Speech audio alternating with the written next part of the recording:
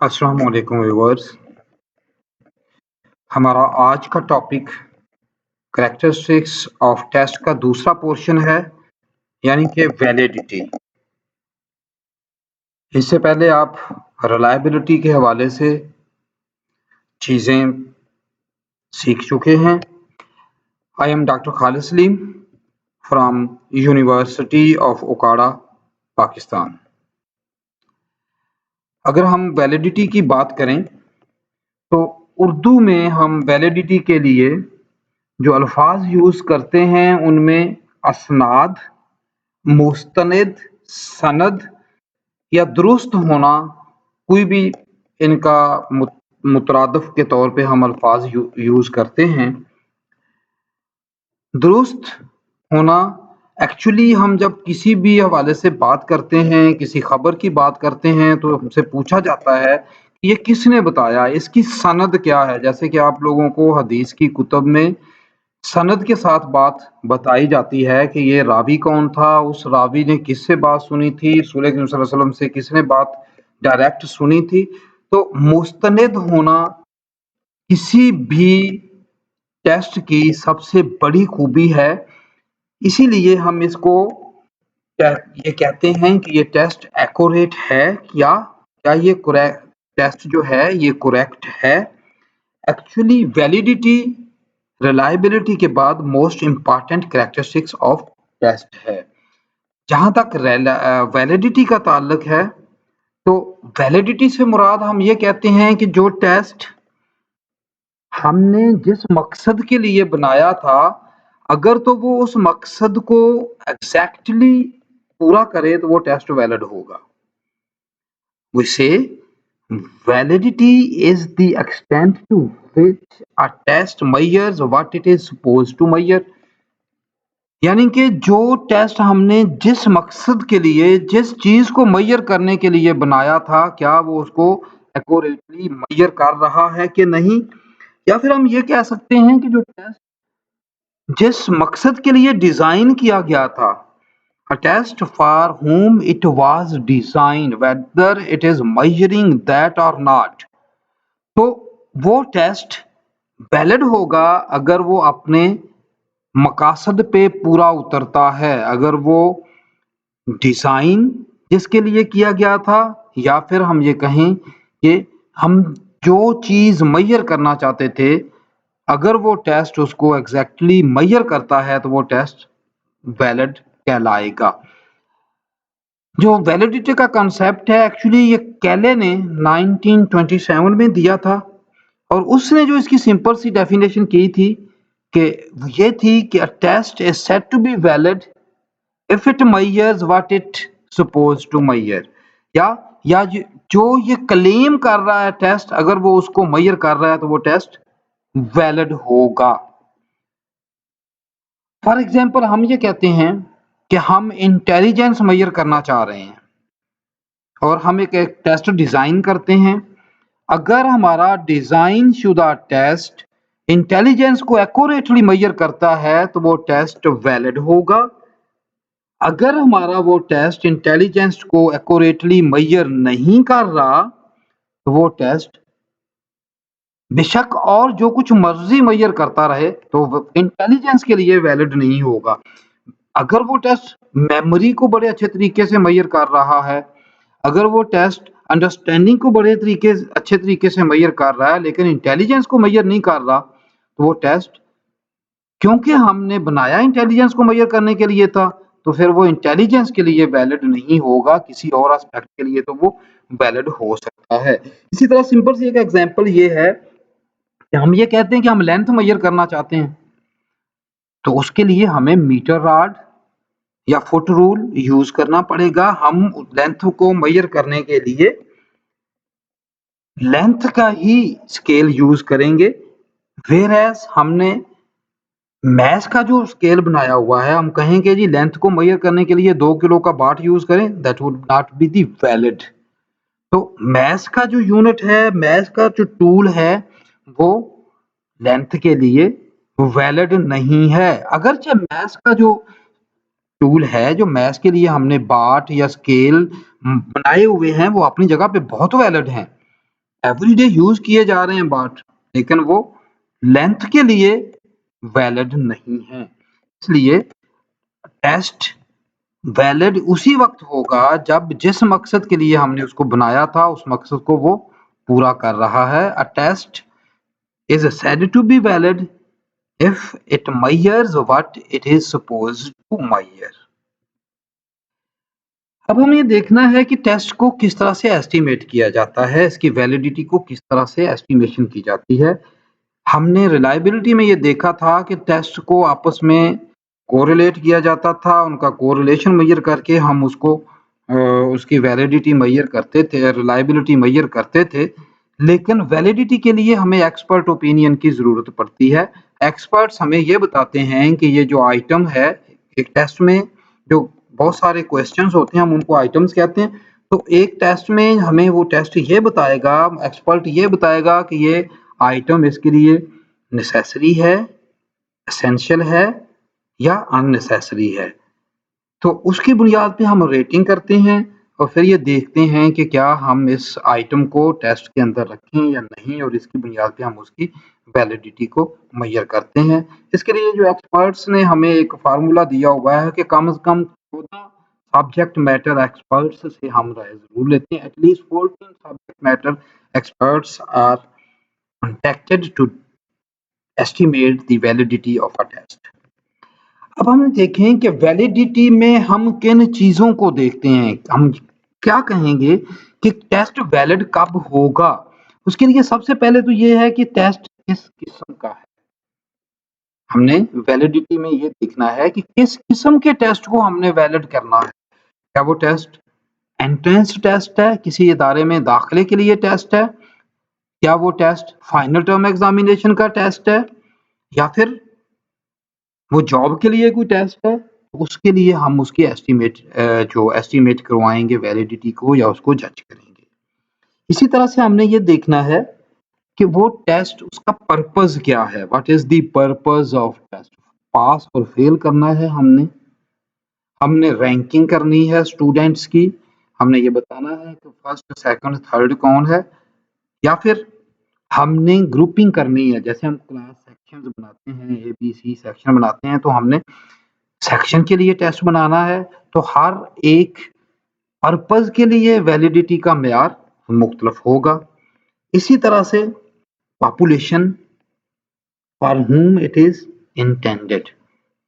Population से मुराद वो students हैं, वो कैंडिडेट हैं जो उस टेस्ट को अटेम्प्ट कर रहे हैं। हमने ये देखना है कि वो किस लेवल के हैं, उनकी लैंग्वेज क्या है। बाज़ औक़ात टेस्ट बहुत वैलिड है। फॉर एग्ज़ाम्पल हम इंग्लिश में एक टेस्ट बनाते हैं, दैट इज़ वेरी वैलिड, लेकिन उस पॉपुलेशन के लिए वो वैलिड नहीं होगा अगर वो पॉपुलेशन इंग्लिश नहीं जानती। इसी तरह से एक टेस्ट हम उर्दू में बना देते हैं, तो वो टेस्ट उस वक़्त तक वैलिड होगा जब तक वो उर्दू पढ़ने वालों और उर्दू बोलने वालों के लिए यूज़ किया जा सकता रहा है। अगर वो किसी और के लिए टेस्ट यूज़ किया जा रहा है, तो फिर वो वैलिड नहीं रहेगा। वैलिडिटी की जो असेसमेंट है, उसको हम उसकी टाइप्स के हवाले से देखते हैं। जब भी हम वैलिडिटी असेस करते हैं, तो हमें डिफरेंट मेथड्स यूज़ किए जाते हैं, करते हैं। हम इनको कहते हैं टाइप्स ऑफ वैलिडिटी या मेथड्स ऑफ असेसिंग वैलिडिटी। जो सबसे पहले मेथड है, उसको हम कहते हैं फेस वैलिडिटी। सेकेंडली हम कहते हैं content validity. Criterion oriented validity या क्राइटेरियन वैलिडिटी या क्राइटेरियन रिलेटेड वैलिडिटी, ये तीनों नाम हमें लिटरेचर में मिलते हैं। इसकी मज़ीद 2 किस्में हैं, प्रेडिक्टिव वैलिडिटी और कंकरेंट वैलिडिटी। इसी तरह से इस वैलिडिटी की एक चौथी टाइप है या वैलिडिटी का चौथा मेथड है, जिसको हम कंस्ट्रक्ट वैलिडिटी कहते हैं। इसके भी 2 तरीके हैं इसको असेस करने के लिए, एक कन्वर्जेंट वैलिडिटी है और एक डिस्क्रिमिनेंट वैलिडिटी है। तो ये बेसिकली 4 मेथड्स हैं या 4 टाइप्स हैं जिनके ज़रिए से हम वैलिडिटी को असेस करते हैं, जाँचते हैं। उनमें से 2 की फर्दर मज़ीद 2-2 किस्में हैं। आइए हम अब इन तमाम टाइप्स को अलग-अलग डिटेल में देखते हैं। सबसे पहली जो टाइप थी हमारी वो थी फेस वैलिडिटी। जैसा कि नाम से ज़ाहिर है, a test is valid by face if it looks like the test what it is supposed to assess। हम ये कहेंगे कि फेस वैलिडिटी जो है refers to the degree to which a test appears to measure what it is supposed to measure। मसलन हम intelligence test बना रहे हैं, तो सबसे पहली चीज ये है कि वो दिखाई ही इस तरह से दे कि देखने से अंदाजा हो जाए कि वो टेस्ट जो है इंटेलिजेंस के लिए है। हम कहें ना मैथ और इंग्लिश का टेस्ट हम बना रहे हैं, तो वो देखने से पता चल जाए कि ये टेस्ट मैथ का है, ये टेस्ट इंग्लिश का है, हमें उसको ज्यादा पढ़ के ना पता चले। अगर वो देखने से अंदाजा नहीं हो रहा तो उसकी फेस वैलिडिटी नहीं है। या फिर हम कह सकते हैं face validity is not investigated through formal procedure and is not determined by subject matter experts. जैसा कि मैंने पहले कहा था कि इसमें हमें बहुत ज़्यादा सब्जेक्ट मैटर जो एक्सपर्ट्स हैं उनकी ज़रूरत नहीं पड़ेगी। अगरचे वैलिडिटी को मेजर करने के लिए हमें उन लोगों की ज़रूरत पड़ती है। फेस वैलिडिटी को जांचने के लिए सबसे बड़ा तरीका ये है कि हम देखें कि क्या ये टेस्ट इस तरह के दूसरे टेस्टों के साथ मिलता-जुलता है देखने में। A test is said to be valid by face if it looks like the other tests of the same type or other tests of the same nature। For example, हम ये कहते हैं का test should like the other tests of the same nature। For example, mathematics knowledge assessment test should apparently look like the other tests of the same nature। हमने एक test बनाया है, geometry का टेस्ट बनाया है, तो वो ज्योमेट्री के दूसरे टेस्ट के जैसा होना चाहिए। इंग्लिश का एक टेस्ट बनाया है, हम इंग्लिश में बच्चों की अचीवमेंट देखना चाहते हैं, तो वो टेस्ट जो है इंग्लिश अचीवमेंट टेस्ट की तरह ही होना चाहिए। सेकंड टाइप या second method of assessing validity is the content validity.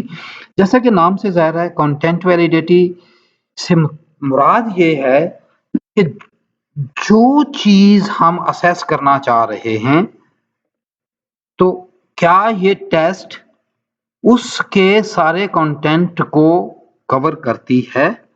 A test is said to be valid by content if it covers the whole content for whom assessment it was designed।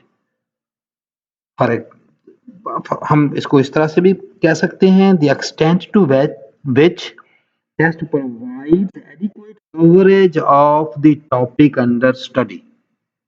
यानी कि अगर हमने 10 unit का test बनाया है, तो क्या हर unit में से टेस्ट में आइटम मौजूद है। अगर तो हर यूनिट में से मौजूद है, तो फिर तो वो टेस्ट जो है कंटेंट को के हवाले से वैलिड है। या फिर हम इसको दूसरा एक तरीका भी से देख सकते हैं, is the test fully representative of what it aims to measure. वही बात कि क्या ये उस सारे कंटेंट का रिप्रेजेंटेटिव है। हर चैप्टर हर यूनिट में से हमने चीजें शामिल की हैं, अगर शामिल की हैं तो ये कंटेंट के हवाले से वैलिड होगा। Content validity is a logical process where connections between the test items and the content study are established। जो कुछ पढ़ाया गया है और जो कुछ टेस्ट में दिया गया है उसको हम मैच करते हैं। इसी जब हम कहते हैं ना कि पेपर आउट ऑफ कोर्स आ गया, तो एक्चुअली उसकी कंटेंट वैलिडिटी को मद्देनजर नहीं रखा गया होता। उसकी कंटेंट वैलिडिटी को पसे पुष्ट डाला गया होता है। That content validity is neglected when the people set the test is not from the content from the course. Content validity को जज करने के लिए हम दो चीजें देखते हैं। कंटेंट वैलिडिटी की एस्टिमेशन जो है या कॉन्टेक्स्ट इसका है, उसके दो चीजें देखते हैं। नंबर एक, क्या वो रेलेवेंट है whether or not the correct content is being assessed। ठीक है जी, हमने पढ़ा दिया बच्चों को, फॉर एग्जाम्पल हमने बच्चों को पढ़ा दिया कि पाकिस्तान की ज्योग्राफी के हवाले से उनको बता दिया, लेकिन हमने जब क्वेश्चन दिया तो हमने एशिया की ज्योग्राफी के हवाले से पूछ लिया। तो अगरचे हमने ज्योग्राफी के हवाले से ही क्वेश्चन पूछा है, लेकिन वो हमारे कंटेंट से रेलेवेंट नहीं है, इसलिए वो टेस्ट जो है वो वैलिड नहीं होगा। टेस्ट वैलिड उस वक्त होगा उसका कंटेंट के हवाले से अगर वो रेलेवेंट है। दूसरी रेलेवेंस के बाद दूसरी जो बात है वो है कवरेज, कि क्या, जो हमने पहले भी बात कर चुके हैं, कि क्या वो पूरे कंटेंट को कवर कर रहा है। फॉर एग्जांपल हम ये कहते हैं कि एक कोर्स में जो हमने पढ़ाया उसमें 10 यूनिट थे, टेस्ट हमने 3 यूनिट से बना दिया, तो जो हमारा सेकंड स्टैटिस्टिक है कवरेज के हवाले से वो टेस्ट जो है वैलिड नहीं होगा। अगर वो 10 के 10 यूनिट्स को कवर कर रहा है फिर वो वैलिड होगा। फिर हम ये कहते हैं all the taught concepts are units of prescribed syllabus should be assessed। सारे के सारे यूनिट का इम्तिहान लेना चाहिए, 2, 3 या 4 में से इम्तिहान नहीं लेना चाहिए। तो अगर वो सारे यूनिट्स को कवर कर रहा है तो फिर तो वो वैलिड है, अदरवाइज वो वैलिड नहीं है। अब आएंगे ये हम तीसरे एस्पेक्ट की तरफ, जिसको हम क्राइटेरियन रिलेटेड वैलिडिटी कहते हैं या क्राइटेरियन वैलिडिटी कहते हैं। इसका ताल्लुक, जैसा कि नाम से ज़ाहिर है, किसी न किसी स्टैंडर्ड, किसी बेंचमार्क, किसी क्राइटेरिया से है। Based upon the relationship between scores on a particular test and performance or abilities on a second measure or in the real life. हमने बच्चों की अचीवमेंट एक टेस्ट के जरिए मेजर की और फिर हमने किसी दूसरे स्टैंडर्ड के साथ उनको कंपेयर किया।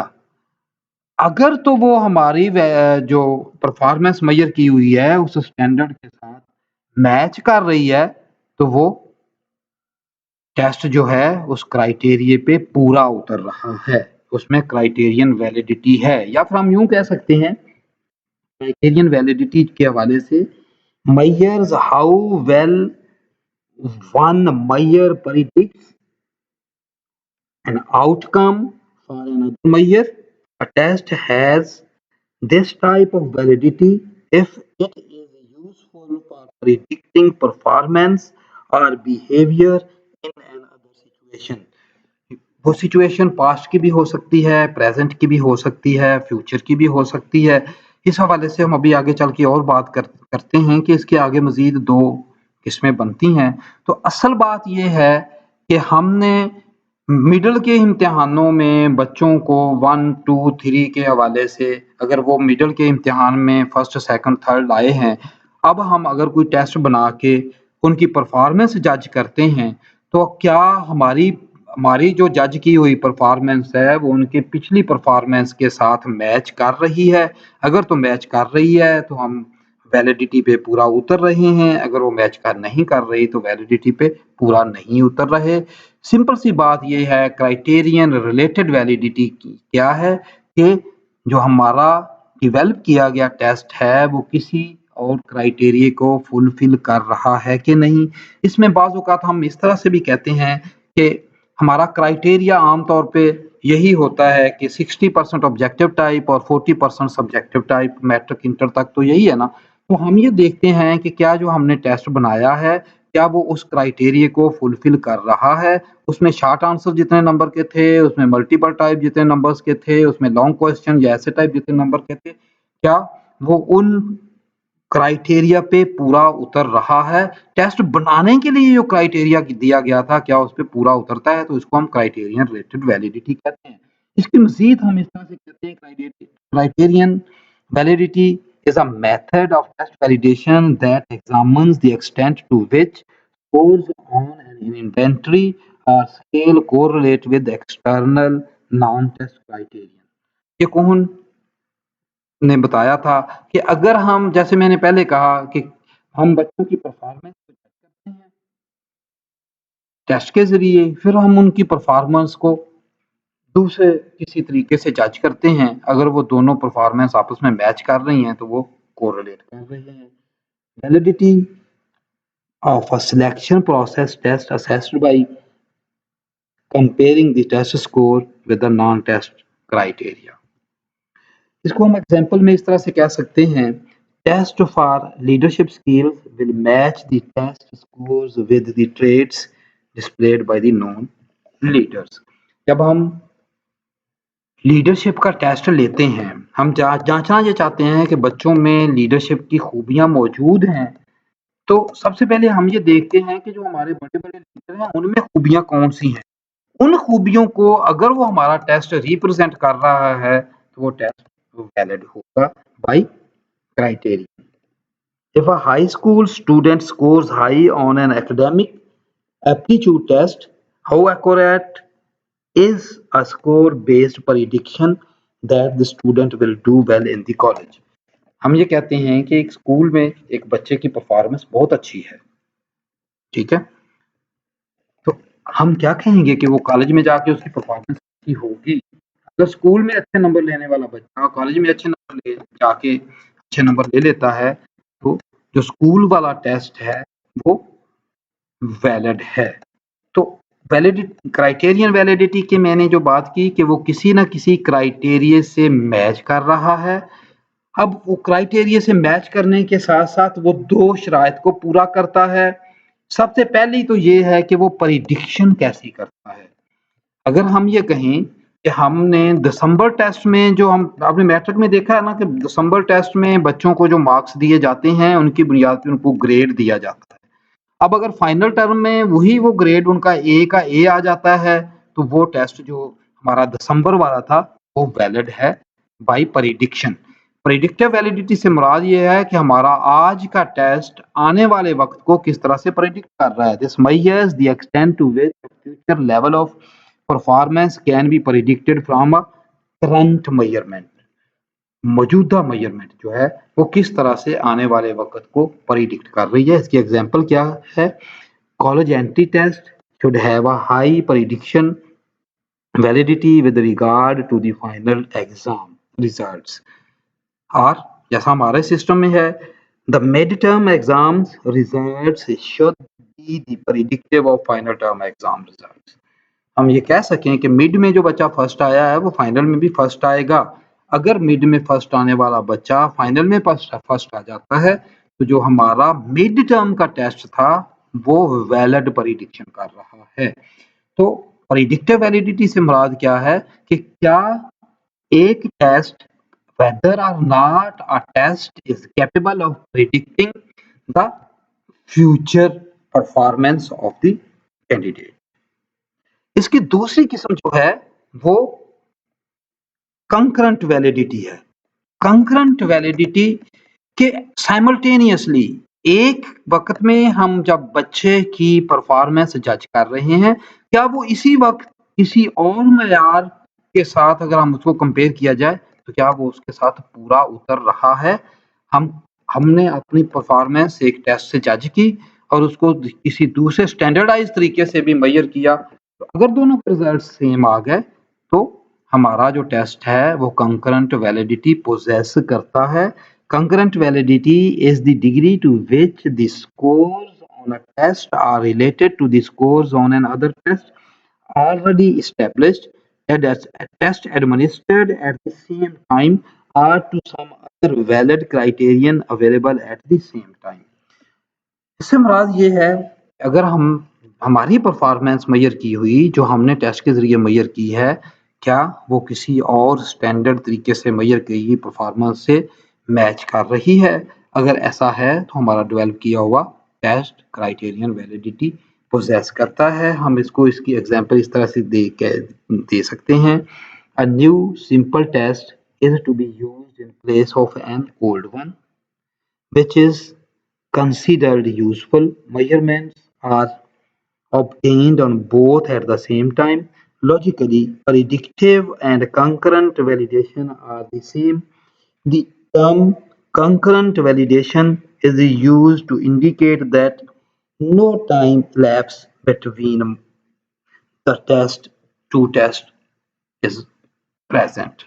तो कंकरेंट वैलिडिटी हमने ये करना, कंकरेंट वैलिडिटी और जो प्रिडिक्टिव वैलिडिटी है दोनों का ताल्लुक क्राइटेरिया से है। दोनों को हम एक को आने वाले वक्त के क्राइटेरिया के साथ मैच करते हैं और एक को मौजूदा वक्त के क्राइटेरिया के साथ मैच करते हैं।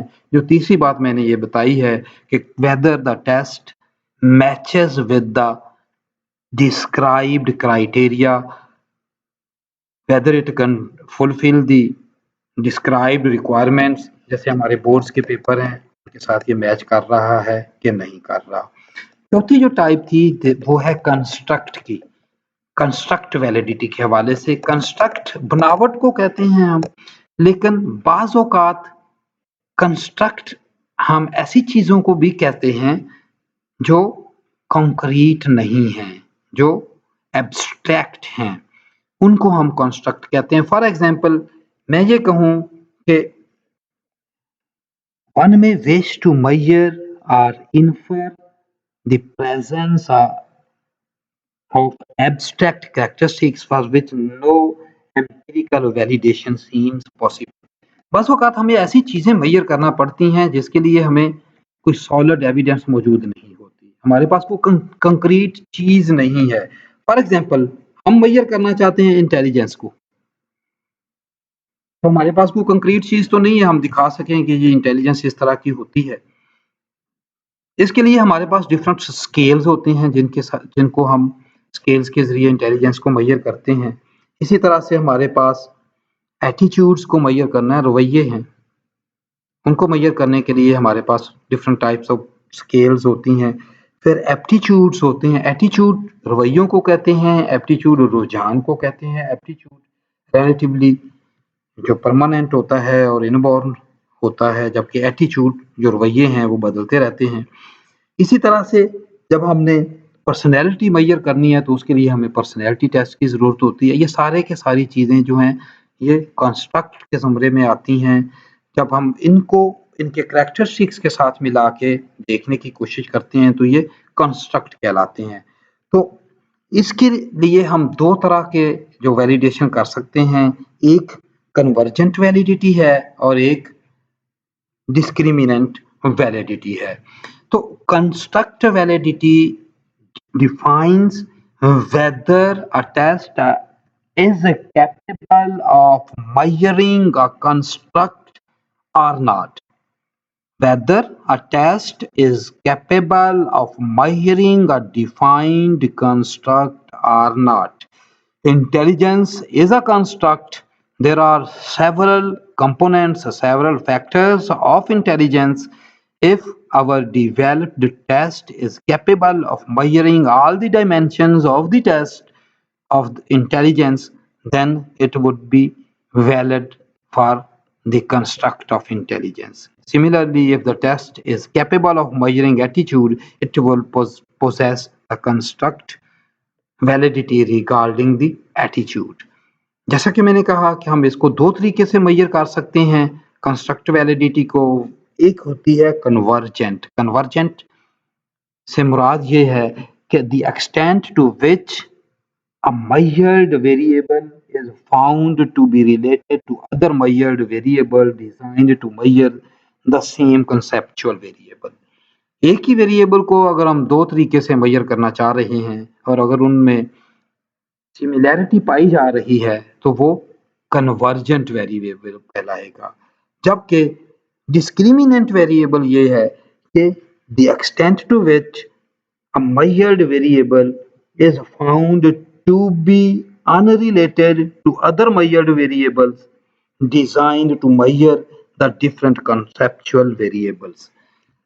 कन्वर्जेंट सिमिलैरिटी की तरफ फोकस करता है, जबकि जो डिस्क्रिमिनेंट है वो डिफरेंस या चीज़ों को अलग अलग करने की तरफ हमें रहनुमाई करता है। तो वैलिडिटी की हमने जो इकसाम देखी उससे हमें ये अंदाज़ा होता है कि किसी भी टेस्ट को वैलिड करने के लिए काफ़ी मेहनत करने की ज़रूरत होती है और इसकी 1 या 2 एस्पेक्ट्स को नहीं बल्कि तमाम तर एस्पेक्ट को मद्देनज़र रखना पड़ता है। टेस्ट वैलिड बनाने के लिए हमें एक्सपर्ट ओपिनियन की ज़रूरत होती है और इसके साथ-साथ हमें डिफरेंट टाइप्स ऑफ स्टैंडर्ड्स की भी ज़रूरत पड़ती है। Thank you very much. I hope कि आपको कंटेंट की समझ आ गई है, आपको इसकी समझ आ गई है। Anyway if you have certain question you may text it. Thank you very much.